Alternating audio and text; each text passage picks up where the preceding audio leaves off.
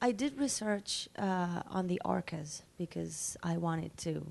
I'm a trainer, so I needed to know about this magnificent animal. So that was the biggest part of my research, because I started to watch videos of amputated people, and I realized very quickly that I didn't need it, because it's just happened in her life, and that's what I felt right away. I mean, it would have been different if my character had been in this situation for 10 years, for example.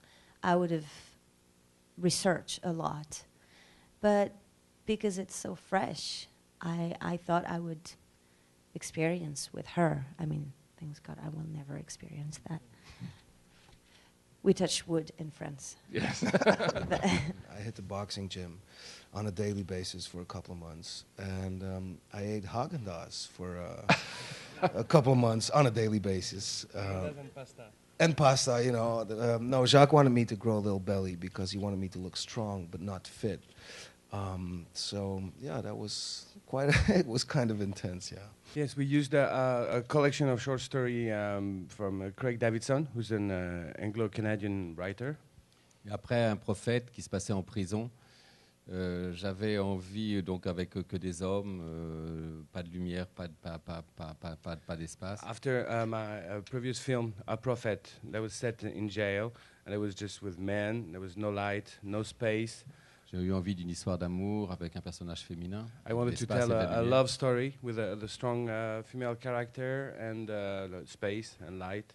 Et j'ai lu les nouvelles de Craig Davidson et on a mis notre désir sur les nouvelles de Craig Davidson. And so Jacques read the short stories of Craig Davidson, and then he kind of piled up his desire to make to tell a love story upon the short stories. Because if I may add, there is no love story in the short stories of Craig Davidson. There is no female character. The writer is speaking. And so we had that idea of making a love story, and we had to pile it up on the short stories of Craig Davidson, because what we got from the short stories was the whales, a lot of things that we would not have been able to imagine ourselves. Mm-hmm. Jacques likes to treat his screenplay as living matter, and he wants the screenplay to start living on set. So he hopes that the scenes that we do on set take a different turn than he originally planned in the screenplay. And when I was about to read the script, I expected something very special, because all his films are very special, and the story he tells. But what I didn't expect was to read a love story, and it was even more exciting, and well, then I fell in love with the characters, all of them. And this is very hard to explain why you fall in love. Yeah. Moi, je sais que quand j'ai commencé à faire du cinéma, when I started making films, mais comme mon premier film, j'avais tout découpé. On my first feature, I had everything set up, and I knew exactly what would happen. Et je prenais les acteurs, je les déplaçais comme des meubles. And I used to move actors like furnitures. Et un jour, je me souviens comment j'avais un acteur que j'ai adoré, Matthias. I used to work with an actor that I really loved, je le promenais comme ça, il m'a dit « Ne me touche plus !» I used to handle him like that and he told me « Don't touch me anymore !» Donc maintenant, je ne prépare plus, j'attends que ça se passe. So now I don't prepare anything and I just wait for it to come.